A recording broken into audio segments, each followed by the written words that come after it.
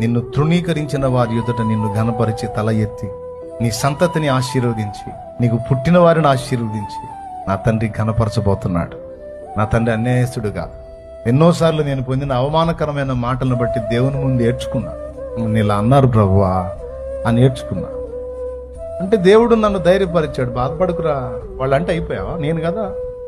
నేనేమంటున్నా, నాకు ప్రియమైన కుమారుడు నువ్వు, నాకు బహుప్రియుడు నువ్వు దగ్గర. ఆయన రెక్కల కిందికి తీసుకుంటే ఎంత ఏడుపో. వాళ్ళు అలా అంటే అయిపోయావా నువ్వు? అలాగని